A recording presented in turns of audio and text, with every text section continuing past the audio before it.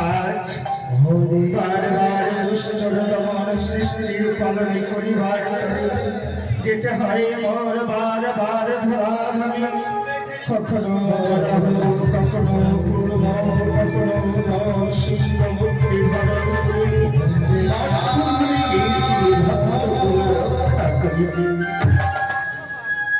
আর বিলম্বের নাহিক অবসর মঠধামী করিতে যাই ভক্ত নিরক্ষণ, তাই রাজগোবিন্দ ভক্ত নিরক্ষণ করতে চলেছে মঠধামে।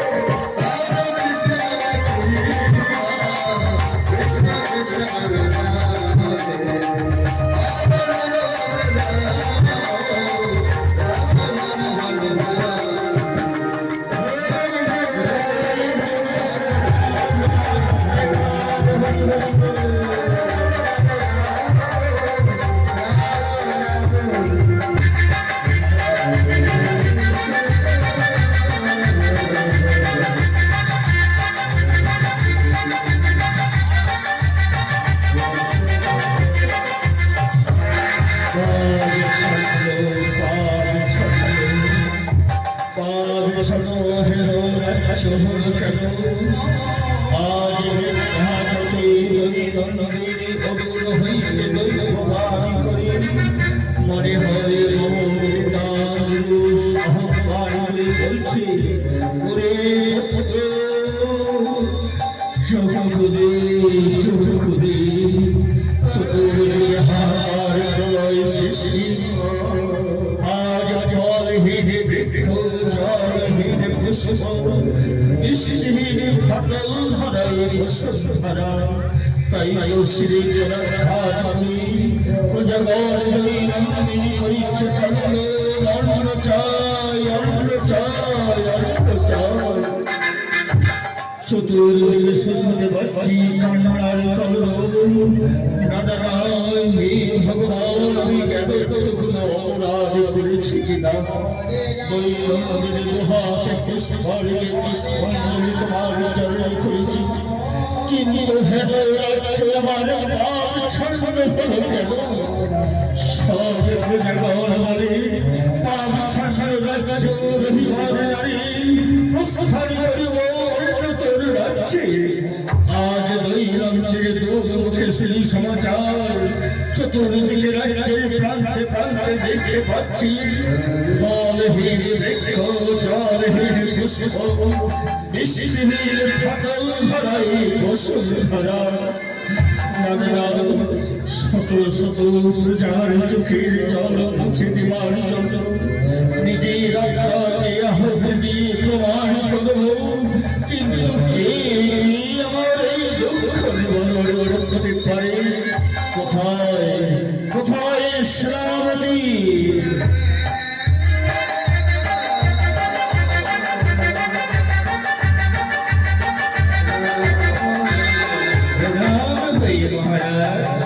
আমায় যেন স্মরণী করেছে শ্রাবণী শুনতে পাচ্ছ দেখতে পাচ্ছ রাজ্যের হাহাকার প্রলয় সৃষ্টি দৈনন্দিনী দূরমুখী শুনি সমাচার রাজ্যের রাজপ্রাসাদে চতুর্দিকে রাজ্যে হাহাকার দুর্ভিক্ষ ফলহীন বৃক্ষ জলহীন পুষ্প বৃষ্টিহীন ফাটল ধরা এই জুলুস রাজ্য তাই প্রজাগণ শ্রী তোরা হাত কিনে কিনে বলছে অন্ন চাই অন্ন চাই অন্ন চাই এ কথা সত্য সেনাপতি মহারাজ এই কথা সত্য মহারাজ আমি নিজের পদভ্রমণে দূরবর্তী সমাচার শুনি রাজ্যের কল্যাণের জন্য পদভ্রমণে তীর দিগান্তরে ভ্রমণ করে নয়নে দর্শন করছি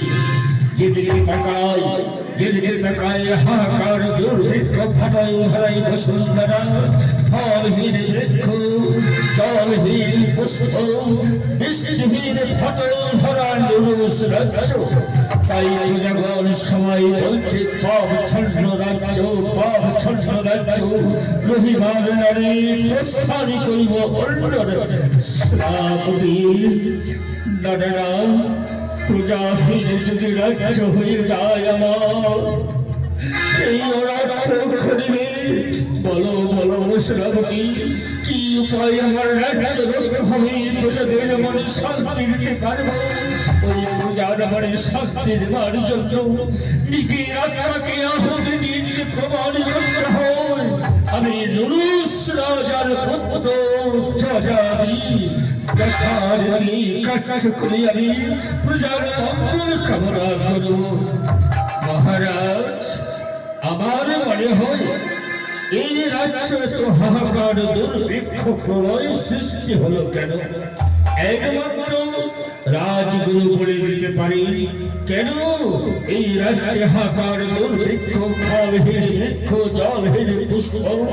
বৃষ্টিহীন ফাটল ধরা অরাজ ঘটছে চতুর্দিকে হাহাকার প্রজারা অন্ন চাই বলে চিৎকার করছে মহারাজ শ্রাবতী ঠিক বলেছে শ্রাবতী বিলম্বের নাহি প্রয়োজন এই মুহূর্তে আমার রাজগুরুকে রাজপ্রাসাদে করো আনায় গুরুর নির্দেশ যাহা অধিকার হোক রাজ্যের শান্তির জন্য প্রজাদের রাজ্যের মঙ্গলের জন্য আমি নিজের আত্মাকে আহুতি দিতে প্রস্তুত। বেশ মহারাজ, আপনি ক্ষণকাল অপেক্ষা করুন, আমি এক্ষুনি রাজলোকে প্রাসাদে উপস্থিত করছি।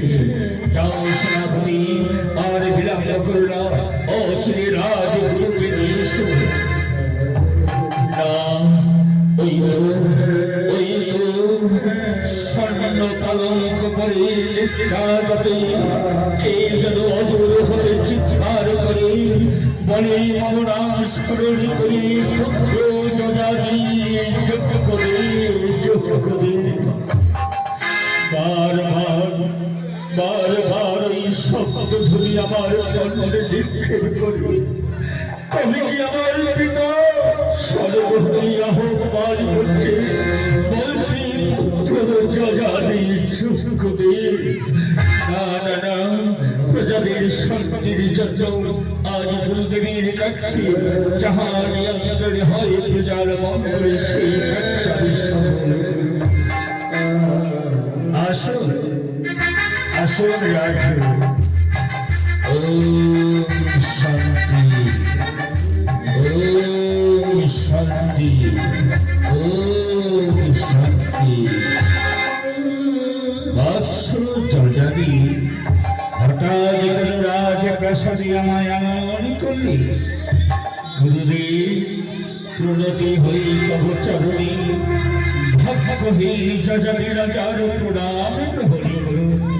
আয়ুষ্মান কল্যাণ ভগবৎস, বলো কি অভিপ্রায় তুমি আমায় স্মরণ করেছ? গুরুদেব, দেখতে পাচ্ছি রাজ্যে হাহাকার প্রলয় সৃষ্টি, চতুর্দিকে রাজ্যের প্রান্তে প্রান্তে দেখতে পাচ্ছি দুর্গমুখী শুনেছি সমাচার। ফলহীন বৃক্ষ, জলহীন পুষ্প, বৃষ্টিহীন পটল ধরাই বসুন্ধরা, এই শৃঙ্খলা ঘাট করে নুরুস রাজ্যের প্রজারা দেখি বলছি অন্ন চাই, অন্ন চাই। এই হাহাকার, এই প্রলয় কিসের কি কারণে বলতে পারেন গুরুদেব? একবার এর উপায় করে দিন। জানি না এই রাজ্যে কি অভিপ্রায় এত হাহাকার দুর্ভিক্ষ হল, আমিও দেখতে পাচ্ছি। কিন্তু দেখি তোমার দক্ষিণ হস্তখানা বিচার করি, হস্তরেখা নির্ণয় করে আমি বুঝতে পারব রাজ্যের অমঙ্গলের কারণ কি। গুরুদেব, আমার হস্ত সুস্থ করে যা বিচার করে দেখো। দেখি বৎস, দেখতে পাচ্ছি এই রাজ্য মাঝে ব্রহ্মপাল আক্রমণ করেছে।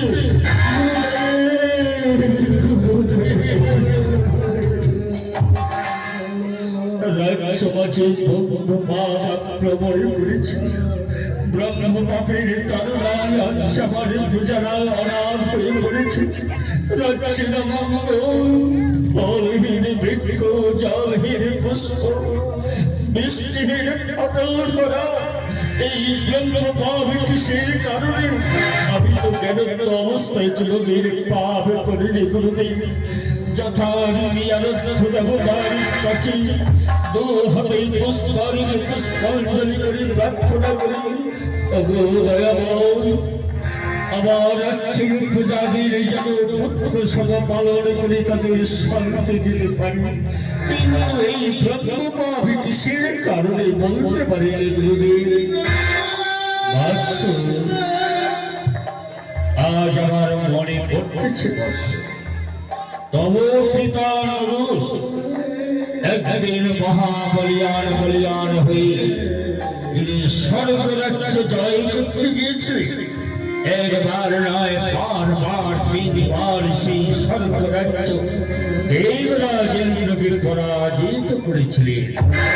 অশ্বতী ব্রহ্মা বিষ্ণু মহেশ্বর একত্রিত হয়ে স্বর্গ রাজ্য রক্ষার্থে নুরুস তব পিতা পরাজিত হয়ে মর্তভাবে আসে। তাই তিনি কি করেছিলেন? দেব দেবতার প্রতিশোধ নেবার জন্য এই নুরুস রাজ্যে ঘোষণা করেছিলেন যে আজ হতে দেব দেবীর পূজা বন্ধ। গুরুদেব, তারপর কি হলো গুরুদেব? 16 বৎসর অনেক কাহিনী। তারপর এই রাজ্যে ছিল একজন বিষ্ণু ভক্ত ব্রাহ্মণ, সদা সর্বকারী বিষ্ণুর চরণে আরাধ্য পূজা অর্চনা করতেন। কিন্তু রাজা নুরুস ক্রোধান্বিত হয়ে সিপাহী তাকে রাজপ্রাসাদে ধরাশায়ী করে আসে।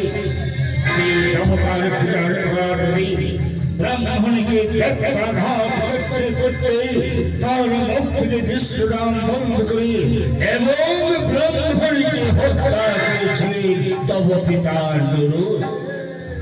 সে হতো তোমার পিতার কারণে আজ রাজ্য মাঝে ব্রহ্মপাপে গ্রাস করেছি। আমি বুঝতে পেরেছি। পিতা করেছেন আমার পাপ কাটছ, তার ফল কেন তার পুত্র ভোগ করলে? করে দিনে গুরুদেব দৈনন্দিন নিদ্রাগতে অদূর হইতে করি দৈববাণী কর্মে আবার বেজে ওঠে। কে যেন চিৎকার করে মম নাম স্মরণ করে বলে, পুত্র যজাদি চক্ষুদে চক্ষুদে। সে আর কেউ না, সেই আত্মা হল তব পিতা নুরুস। এখনো জমালয়ে তার শাস্তির দণ্ড প্রদান হচ্ছে ব্রাহ্মণ হত্যার ফলে। তার ফলে রাজসমাজে আজ ব্রহ্মপ্রাণ আক্রমণ করেছে। তাই যদি হয় পিতার সন্তান আমি সজানি, পিতার অনুগ্রত দেশ থেকে আমার জন্ম। তাই একবার বলে দিন গুরুদেব, কি করে পিতার আত্মার শান্তি পাবে এবং রাজ্যের মঙ্গল হবে? কি কাজ করিলে প্রজাদের মুখে হাসি ফুটাতে পারবো? এই ব্রহ্মপাপ থেকে নিস্তার পাবো গুরুদেব। একটাই উপায় আছে, তোমাকে করতে হবে যজ্ঞের আয়োজন। গুরুদেব, যজ্ঞ করলে ব্রহ্মপাপ থেকে নিস্তার পাবো। বেশ বলে দিন গুরুদেব, এমন কোন বিধানে কিবা যজ্ঞ রয়েছে যে যজ্ঞ করিলে আবার ব্রহ্মপাপ থেকে নিস্তার পাবো, প্রজাদের মনে শান্তি পাবে এবং পিতার শান্তি পাবে? বলে দিন গুরুদেব। বলছি তোমাকে করতে হবে গমের যজ্ঞ। না না গুরুদেব না, এই গমের যজ্ঞের আগে সবাই করবেন না। আমি শুনেছি 100 ব্রাহ্মণ হত্যা করলে যে পাপ অর্জন হয়, একজন ব্রাহ্মণ হত্যা করে আমার পিতা যে পাপ করেছে, আমি গমের যজ্ঞ ভিন্ন অন্য যজ্ঞের উপায় করে দিলে গুরুদেব। দেশ বৎস, এবার আমি দেখছি যদি করে কি যজ্ঞ করলে তোমার রাজ্যে শান্তি হবে, পিতার মঙ্গল হবে।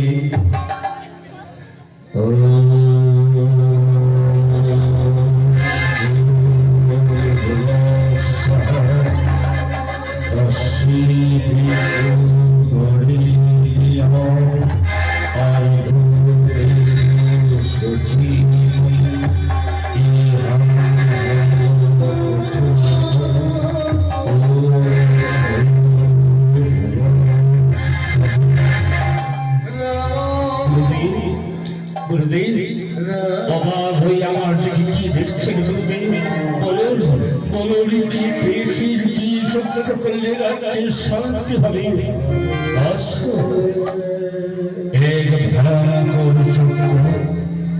যে যজ্ঞের নাম শুনলে স্বর্গের দেবতা পর্যন্ত ভয়ে থরথর করে কেঁপে ওঠে, সেই যজ্ঞ আমি গুরুদেব হয়ে তোমার কি করে আদেশ করি, এই যে বড় ভয়ঙ্কর যজ্ঞ বৎস। গুরুদেব যত বড় ভয়ঙ্কর যজ্ঞ হোক না কেন, পুত্র সহ প্রজাতির মঙ্গলের জন্য, পুত্রী আত্মার শান্তির জন্য আমি নিজের আত্মাকে আহুতি দিয়ে বলিদান দিতে পারি। বলুন, আজ সংকোচ করলেন না গুরুদেব। এই যজ্ঞ করলে আমি সেই পাপ থেকে মুক্তি পাব। তবে শোনো, তোমাকে করতে হবে এক ভয়ঙ্কর যজ্ঞ, যে যজ্ঞের নাম শুনলে স্বর্গের দেবদেবী পর্যন্ত ভয়ে থরথর করে কেঁপে ওঠে। তোমাকে করতে হবে নরমের যজ্ঞ।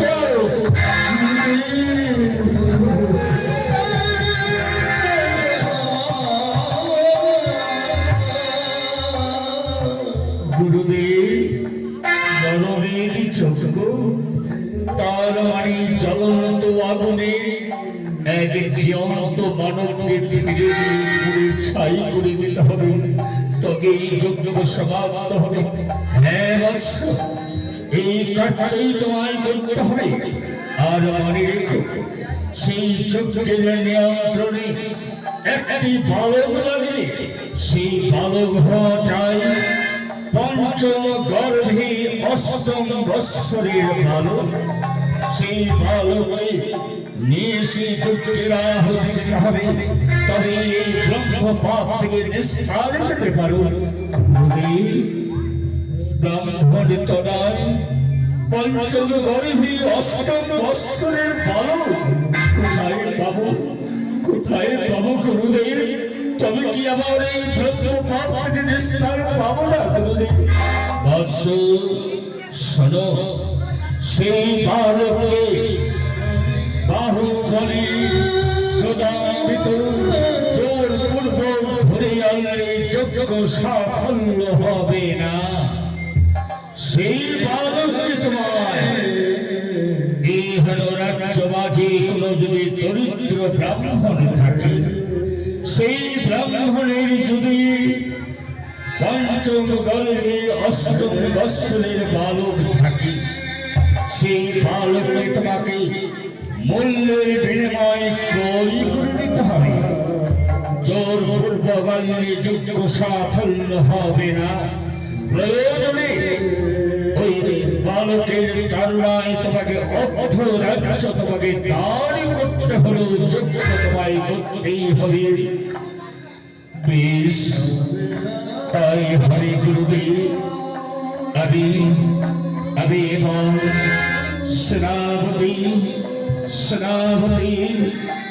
আজ্ঞা করুন মহারাজ। কি বলতে চাও?